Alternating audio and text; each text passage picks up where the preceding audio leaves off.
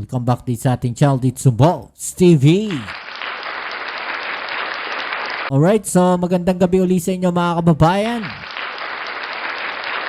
Okay, so babalik tayo para sa isa na namang reaction video at ngayon ay pag-usapan natin, no? Ito na ba ang katapusan ni VP Sara Duterte? Makukulong na nga po ba siya? No? Yan po ang ating alamin ngayon at pag-uusapan, pero syempre bago ang lahat, please don't forget to subscribe, like, share at comment dyan sa comment section. At syempre shoutout sa mga followers natin dyan. Maraming salamat sa inyong suporta. Sa mga palagi po nandiyan dyan, maraming salamat sa inyo. At lagi nating hiling 1 view, 1 like po sana sa ating video. Alright, so ito mga babayan, breaking news po ito, no? At pag-usapan natin, may bago pong kasong isinampa dito ko kay VP Sara Duterte. Ang bagong sinampaman po na kasong plunder, no, ni dating Senator Trillanes, mga kababayan. Ayan, no, bagong kaso na naman to, plunder, mga kababayan. Nako po. Ayon po dito sa balita, Trillanes slaps VP Sara Duterte, no, of plunder and graft cases. Former Senator Antonio Trillanes IV has filed multiple plunder and graft complaints against Vice President Sara Duterte before the Office of the Ombudsman, stemming from the alleged misuse of 650 million in confidential funds from the Office of the Vice President and 2.7 billion in confidential funds from Davao City. Trillanes bases complaints on the sworn affidavit of Ramil Madriaga, the alleged bagman of Duterte, mga babayan. Doon daw po ito nagbe-base, no? Maalala natin si Madriaga. No, marami po siyang isiniwalat tungkol po dito kay VP Sara Duterte at siya nga daw po ay bagman at siya ang nagdadala ng mga pera at binibigay po ito, no, papunta kay VP Sara Duterte. Ayon po yan, no, kay Madriaga, mga babayan. At ito, grabe 2.7 billion confidential funds, no, from Davao City, mga babayan. No? Grabe naman, ganong kalaki po yung pera. At syempre, hindi mawawala ang mga tao magdidepensa po dyan. No? Ang daming dawit sa nakawan sa flood control. Itong mga inayupak na kakampwet na to sa Duterte lang na focus. Kaya paano nyo paniniwalaan ng mga tao na uunlad ang bayan sa inyo? Hindi po nakakapagtaka yan. Marami po talagang ganyan, no, na ipagtatanggol ang mga Duterte, mga babayan. Okay? So ito, panoorin natin yung balita, no? Sabi dito, pandarambong at katiwalian ang ilang akusasyon laban kay Vice President Sara Duterte sa reklamong inihain ni dating Senator Antonio Trillanes. Kayo po ba naniniwala, mga babayan, no, na ito pong si VP Sara Duterte, no, ay baga kumuha po ng ganitong malaking pera, no, mula sa gobyerno, sa kaban ng bayan? No, siya po ba ay guilty, no, sa graft and corruption? Etong si Sara Duterte, mga babayan. I-comment po sa ibaba ang inyong mga opinion, right? So ito, panoorin natin at pag-usapan natin, mga babayan, no? Let's go. Pandarambong at katiwalian ang ilang akusasyon laban kay Vice President Sara Duterte sa reklamong inihain ni dating Senador Antonio Trillanes IV at isang grupo. Pandarambong at katiwalian daw, mga babayan, no, ang isinampang kaso kay VP Sara Duterte. Ang hiling nila sa Ombudsman, imbestigahan ang bise at sampahan ng impeachment complaint. Nakatutok si Maki Pulido. Sasampahan daw po ng impeachment, mga kababayan. Kung kayo ang tatanungin, no, dapat bang sampahan ng panibagong impeachment si Sara Duterte, no, o plunder case ang ating Vice President Sara Duterte at patalsikin sa pwesto, no? Tuloy po natin to. Sa inihaing reklamo sa Ombudsman ni dating Senator Antonio Trillanes IV at civil society group na The Silent Majority laban kay Vice President Sara Duterte, inakusahan nila ang bise ng plunder, malversation of public funds, graft and corruption. So sabi dito, mga babayan, graft and corruption, bribery, culpable violation of the Constitution, betrayal of public trust, and other high crimes, mga babayan. Yan po yung sinampa nilang kaso. corruption, bribery, and culpable violation of the Constitution, betrayal of public trust, at other high crime. Hiningi ng mga complainants na mag-imbestiga ang Office of the Ombudsman at pagkatapos ay maghain ng impeachment complaint laban kay Vice President Sara Duterte. Ayon sa reklamo, guilty raw si Duterte ng graft and corruption, bribery at plunder dahil sa di umano'y maanumalyang paggamit ng 650 million pesos na kabuang halaga ng confidential funds nung kalihim pa ng DepEd at bilang Vice President. Actually, hanggang ngayon, di pa rin naman na yan nasasagot ng maayos eh. Diba?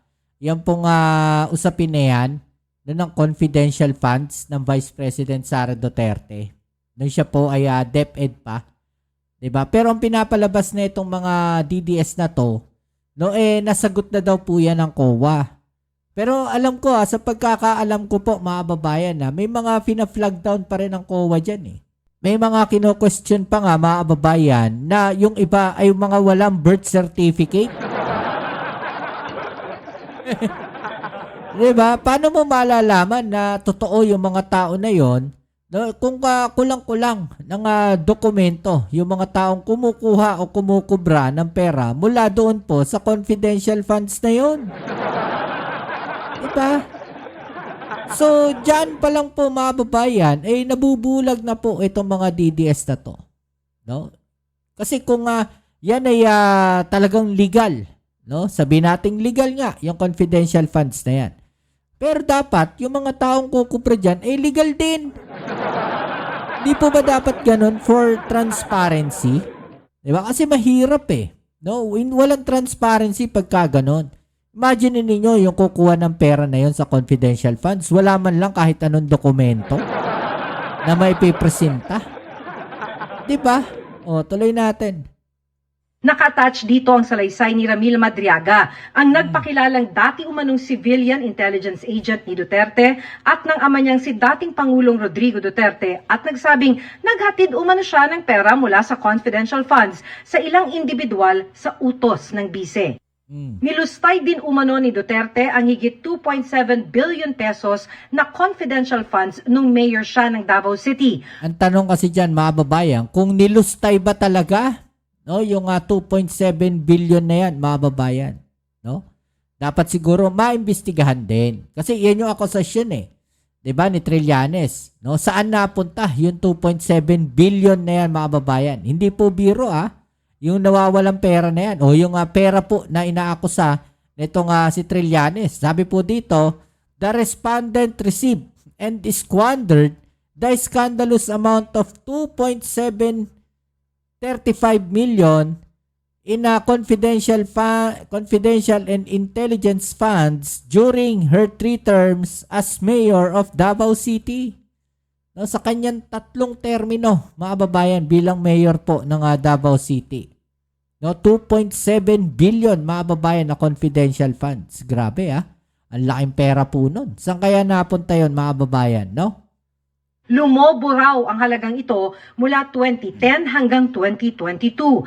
Nung kalihim din daw si Duterte ng DepEd, 12 billion pesos ang inisyuhan ng Commission on Audit ng Notice of Disallowance dahil sa posibleng mali o sobrang paggamit ng pondo.